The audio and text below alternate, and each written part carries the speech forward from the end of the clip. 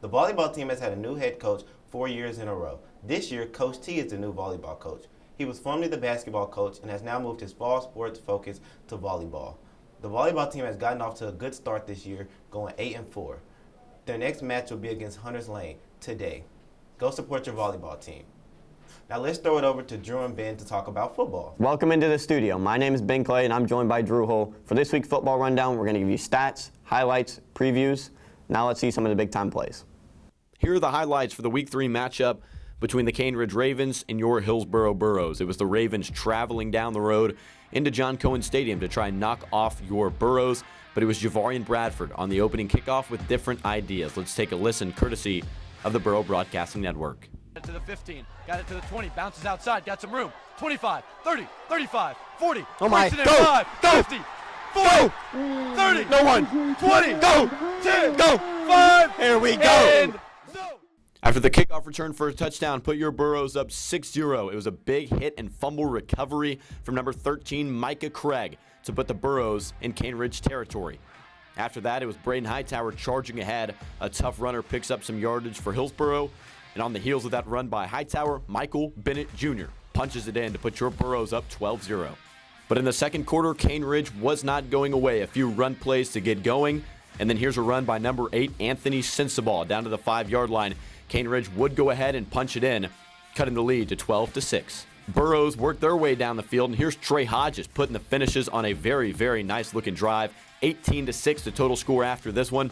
Braden Hightower punches it in with a Wildcat 2-point conversion run, and that would just about do it. 20-6 would be the score after that Hightower run, and Hillsboro closes the deal at John Cohen Stadium. The final between the Burros and the Ravens, 22-6. Hillsboro on top. This week, the offense was able to find their momentum, led by QB Trey Hodges. We sat down with the dual-threat quarterback to ask him some questions. Joining us now in the studio is the quarterback for the Burros, Trey Hodges. This week, 5 carries, 124 yards, a touchdown. Trey, great performance. There have been more designed QB runs this week. Was that a plan? Did y'all come up with that, knowing about Cane Ridge's defense? Yeah, that was a plan coming into it because we can get more deeper into the run game, more aspects of it, make them respect the run, and hopefully that'll open up the pass in later weeks. We have to keep the run game up. When the run game's going, we get that going, we're not really stoppable. Everybody has to be able to play their part, play their role. You know, it starts with in practice, focusing up, the scout team, helping us get a look, all that type of stuff. So all the aspects from practice, preparing in the weeks, and watching film all leads up to game time.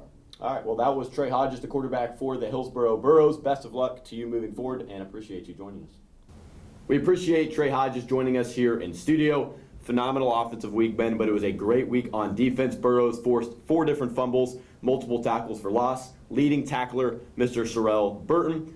Defense was a huge key, but as we head into week number 5 against Kenwood, it's a road game. Ben, talk to me about some of the keys that Hillsboro is going to have to execute on in order to beat Kenwood and get over 500 on the season. I think the defensive line is going to be big. They've got to keep putting pressure on the QB on that run game. The blanket secondary has been amazing this season. That's going to be a huge part. On offense, like Trey said multiple times, utilizing our run game against a decent Kenwood defense is going to be big. Yeah, no doubt about it. That's it for this week's football action. Make sure, keep tuning in to the football news. As for Ben Clay, I am Drew Holt. We will see you next week. The soccer team has also had a strong start to the season, going 8-1. They will face MLK on Friday, JV at 4:30, and varsity at 6. Golf and cross country will both play today. Golf at 3, and cross country JV at 4:30, varsity girls at 5, and varsity boys at 5:30. Go support your Burros.